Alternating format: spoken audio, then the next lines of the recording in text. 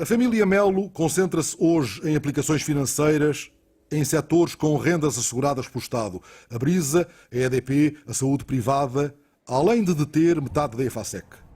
Sempre rodeado de figuras políticas de primeiro plano, José Manuel de Melo detinha no início do novo século uma fortuna correspondente a 2% do PIB nacional.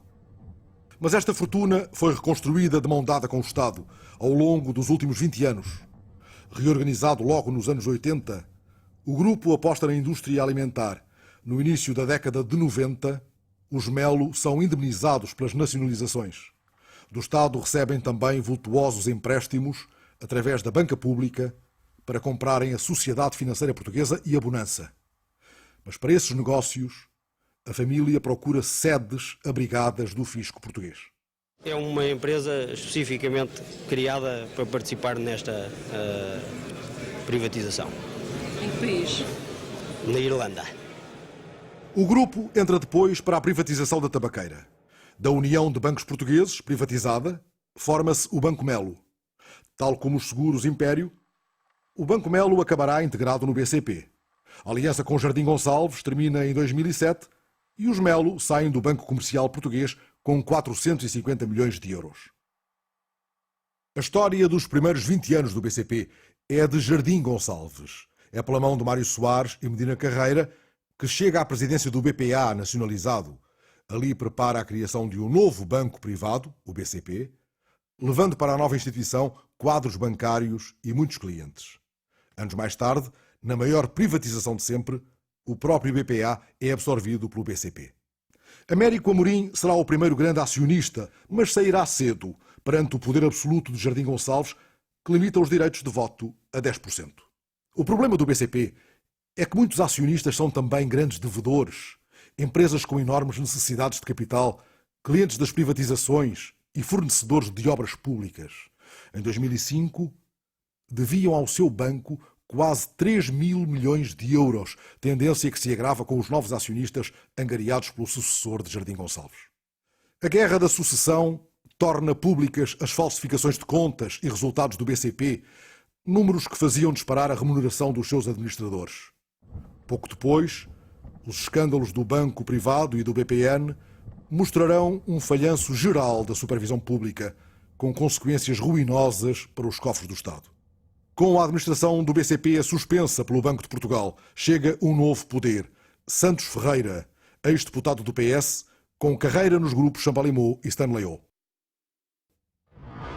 O regresso das velhas famílias da ditadura é acompanhado pela emergência de sociedades vindas dos setores de acumulação mais rápida e menos arriscada.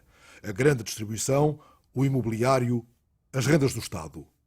Uma das fortunas emergentes é a da família Soares dos Santos, proprietária do grupo Jerónimo Martins. Nos anos 60, a Jerónimo Martins associa-se à multinacional anglo-holandesa Unilever na produção de margarinas. Alexandre Soares dos Santos, neto do fundador, dirige o grupo desde essa época. Com a rede Pingo Doce e a expansão para a Polónia, a fortuna de Soares dos Santos ultrapassa hoje os 1.900 milhões de euros e é a segunda maior do país. Outro dos empresários com lugar no pódio das maiores fortunas nacionais é Belmiro de Azevedo. Até ao PREC, era um engenheiro da Sonai, empresa de aglomerados e estratificados, propriedade de um presidente do Futebol Clube do Porto, Afonso Pinto Magalhães. Com a nacionalização do Banco Pinto Magalhães, a família vai para o Brasil e a Sonai fica entregue a um pequeno grupo de técnicos titulares de um lote simbólico de ações. Anos depois, um deles comprará uma cota substancial da empresa aos herdeiros de Pinto Magalhães. Belmiro arranca assim, com um empréstimo de €500 mil de origem até hoje desconhecida. A partir desta posição, vira-se para as mais-valias especulativas. O Estado subsidia a entrada de empresas em bolsa e estimula o mercado de ações. A Sonai realiza operações entre empresas do grupo e o próprio Belmiro reconhece interpretações ousadas da lei. Não, da minha parte não há suspeitas nenhumas.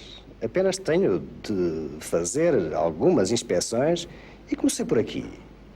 De resto, garanto-lhe que a minha convicção é que o relatório final deste conjunto de inspeções vai concluir o seguinte: tudo está bem.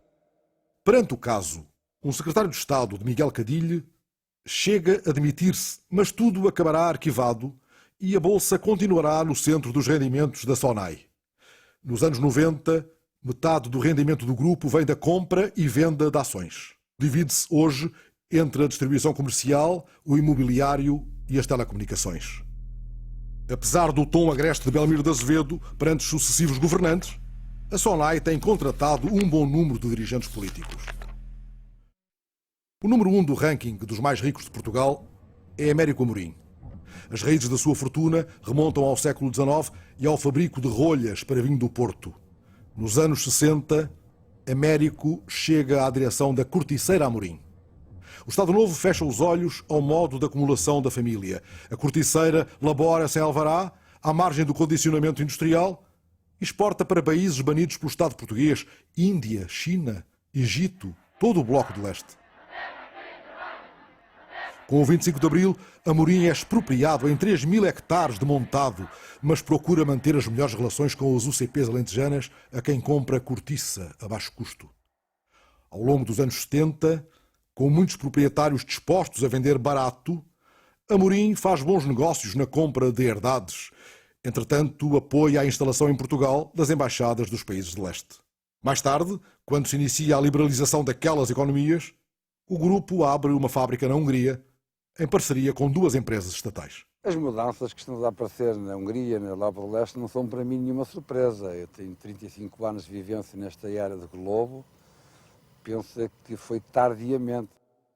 Com a entrada na CEE, Américo Amorim, tal como centenas de empresários nacionais, senta-se à mesa dos fundos comunitários. Mas o rei da cortiça chega a passar também pelo banco dos réus, acusado pela União Europeia de falsificação, fraude e desvio de fundos para a formação profissional, algo como 2,5 milhões de euros.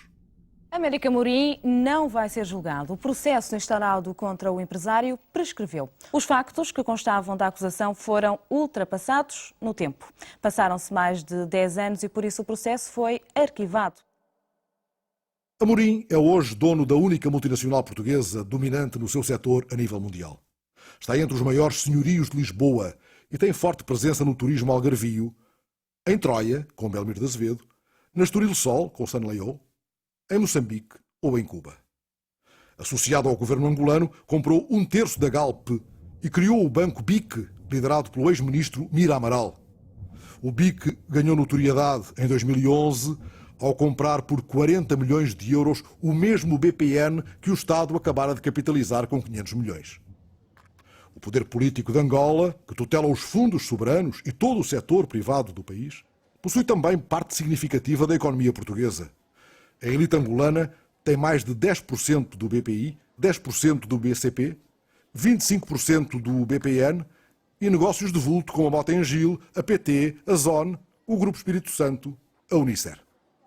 É importante que, no plano das relações do Estado e dos governos, possamos traduzir esta intimidade que também existe hoje entre tantos portugueses e tantos angolanos. Além de Durão Barroso, estão convidadas 100 figuras do jet set português.